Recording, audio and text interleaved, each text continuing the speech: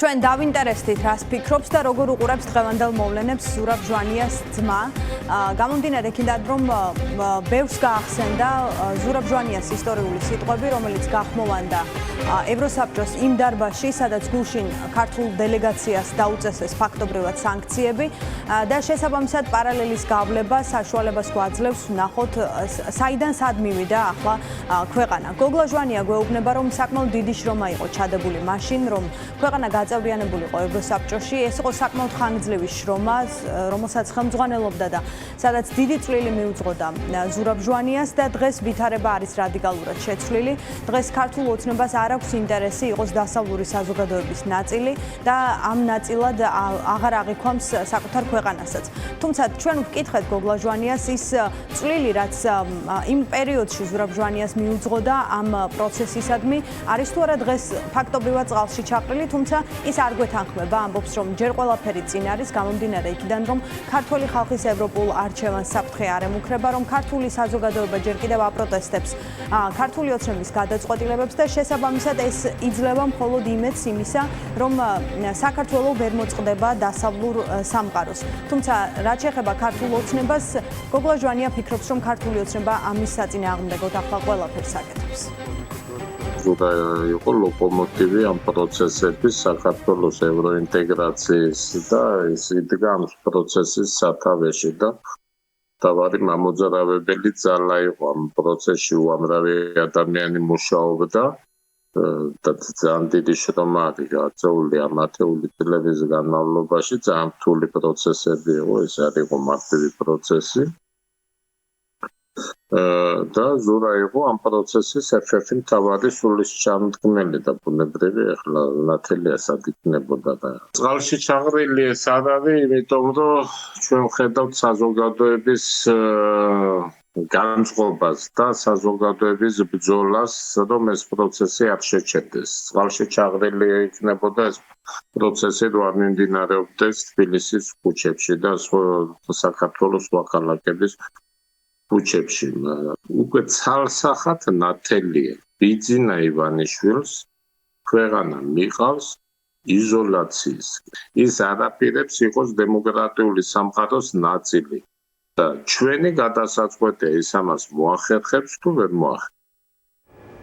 არადა მათ ვისაც უმუშავია ბიძინა ივანიშვილთან ერთად, კარგად ახსოვს, როგორ ცდილობდა ბიძინა ივანიშვილი ხელისუფლებაში მოსვლიდან მალევე დასავლელი პარტნიორების კეთილგანწყობის მოპოვებას და ისინი იხსენებენ თავად ბიძინა ივანიშვილის გამოსვლას ევროსაბჭოს საპარლამენტო ასამბლეაზე, სადაც ის საუბრობდა დემოკრატიული სტანდარტების გაუმჯობესების შესახებ, თუ როგორი მოწადინებული იყო მაშინ ქართული ოცნება, რომ ეს პროცესი დაჩქარებულიყო და დემოკრატიით დასავლეთი გაეოცებინა. ამას იხსენებს ეკა ბესელია, რომელიც ივანიშვილთან ერთად 2013 წელს იყო სტრასბურგში. ის ამბობს, რომ ბევრი რამ გააკეთეს იმისთვის, რომ ეს პროცესი კარგად ჩავლილი იყო სტრასბურგში, გამომდინარე იქიდან, რომ მაშინდელი პრეზიდენტი მიხეილ სააკაშვილი ასევე იყო კრიტიკულად განწყობილი ქართული ოცნების მისამართით და ამ ფონზე დიდი შრომა გაწიეს მათ, რომ დასავლელი პარტნიორების კეთილგანწყობა მოეპოვებინათ. თუმცა ბესელია ამბობს, რომ დღეს აბსოლუტურად შეცვლილია ვითარება, ის დაპირებები, რომელსაც გასცემდა ბიძინა ივანიშვილი შესრულებული არ არის და ის პრობლემები, რომელზეც ის საუბრობდა უმაღლესი ტრიბუნიდან, ახლა თავად არის ამ პრობლემების შემქმნელი საქართველოსთვის. და დასკვნა ასეთია ეკა ბესელიას, რომ ბიძინა ივანიშვილი როცა როგორ სჭირდება, ისე მოქმედებს, ასე იყო 2013 წელს და ასეა დღესაც. მე კარგად მახსოვს პირველი ვიზიტი ივანიშვილის ევროპის საბჭოს საპარლამენტო ასამბლეაში.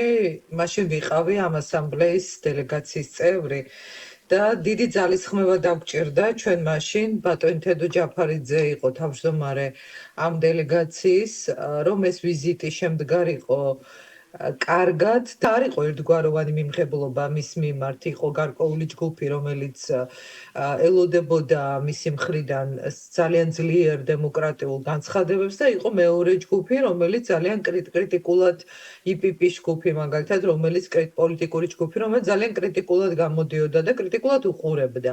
მართლაც იყო ძალიან დიდი შრომა ჩადებული, რომ ეს კეთილგანწყობა ყოფილიყო, მაგრამ დღეს მას ეს აღარ ჭირდება. ის რაზეც ის ამბობდა წლების წინ, რომ ეს იყო მნიშვნელოვანი ევროპულ ოჯახში ინტეგრაცია, დღეს ჩანს, რომ ის სხვაგვარად ფიქრობს. შავი და თეთრი, როგორც კონტრასტულია, ესეთი კონტრასტულია ის დაპირებები, რასაც ის ამბობდა და რაც დღეს ხდება რეალურად. გავსი რა, მე არც მახსოვს ჩემი 7 წლიანი მუშაობის განმავლობაში სტრასბურგის საპარლამენტო ასამბლეაში. გუშინ ევროსაბჭოს საპარლამენტო ასამბლეის მიერ მიღებული გადაწყვეტილება კიდევ უფრო პრობლემური გახადა თავად ქართული ოცნების გადაწყვეტილებამ, რომ მას ვიდრე გარიცხავდნენ ევროსაბჭოს საპარლამენტო ასამბლეიდან, თავად შეეწყვიტა ურთიერთობა და მუშაობა საპარლამენტო ასამბლეაში. ეს თავად გადაწყვიტა ქართულმა ოცნებამ და დღეს სწორედ აქედან გამომდინარე იხსენებენ ძველ დროს იმას, თუ როგორ მოვიდა საქართველო ამ წერტილამდე და რა გაკეთდა იმისთვის, რომ ევროსაბჭოში და ევროსაბჭოს საპარლამენტო ასამბლეაში საკუთარი ადგილი ჰქონოდა ქართულ დელეგაციას. საპარლამენტო ასამბლეიდან გარიცხვა ბუნებრივია და გასვლა ამ ასამბლეიდან ბუნებრივია არ ნიშნავს ქვეყნის გარიცხვას ევროსაბჭოდან. ქვეყანა ისევ რჩება ევროსაბჭოს წევრი, თუმცა დღეს ვინც ამ პროცესებს აკვირდება და საერთაშორისო მიმართულებით მუშაობს, ამბობს, რომ რისკები კიდევ უფრო მეტად გაიზარდა იმისა, რომ საბოლოო წერტილი, საბოლოო გადაწყვეტილება ასეთი იყოს, რომ ქვეყანა დაზიანდეს ქართული ოცნების ამ პოლიტიკის გამო.